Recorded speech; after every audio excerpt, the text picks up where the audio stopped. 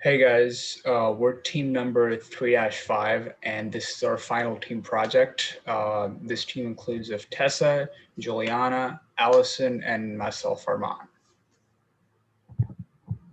So the main question we're going to be going over today in this presentation is what will be the impact on producers and consumers of organic eggs, both immediate and longer term, from organic egg producers being required to conform to the outdoor access rule as determined by organic regulations. We will also consider the issues such as the equilibrium price of organic eggs, the cost of production as shown by individual and aggregated cost curves, and the possible impacts on the conventional egg market.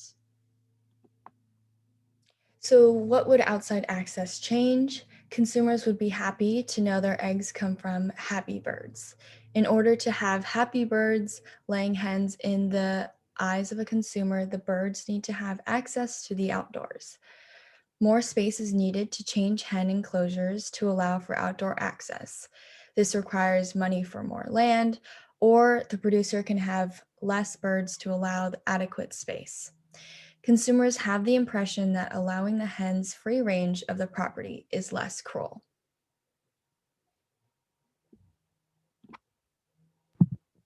So now we're going to talk about the demand side of this issue. So talking about the short-term effects, we'll see that there are no demand shifters in this case of free-range organic eggs. We don't see any competitors. We don't see any change in income of the consumers.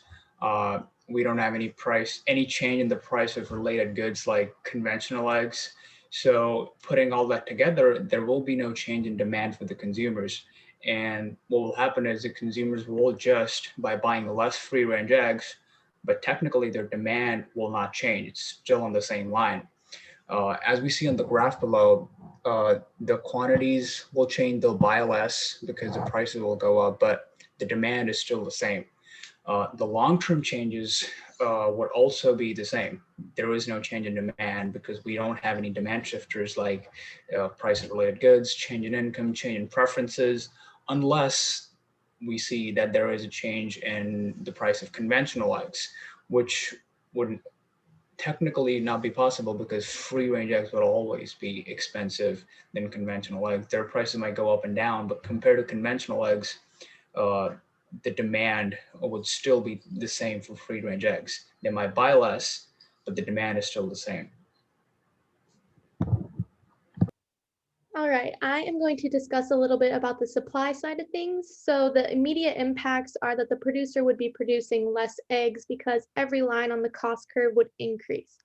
This is because of the immediate costs of converting the hen house to allow for all of the birds to have free range access. And all of the cost curves are going to shift up, which includes the MC, ATC, and AVC lines. And then for long-term impacts, they are pretty similar. But if the producer is not making a profit off of the new organic egg production due to the higher costs on the supply side, they would either likely go out of business or go back to producing conventional eggs. This also causes less output because of the shift in the cost curve for the company. So, we assume that the market is initially in equilibrium, meaning there's a market price where aggregate supply equals aggregate demand. And then something can alter the equilibrium and result creating a new equilibrium.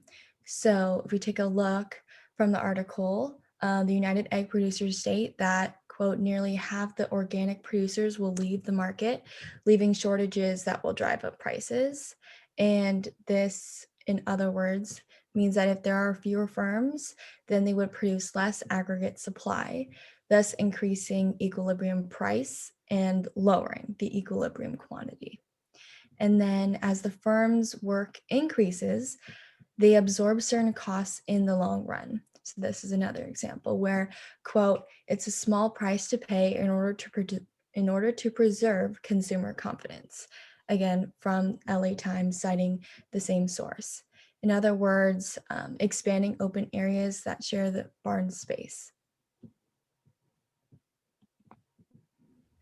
So just to summarize what everyone else in the group already said, here's a visual representation about what's going on. Demand stays the same, supply increases. the marginal cost will increase, the average total cost also increases, and the average variable cost increases as well.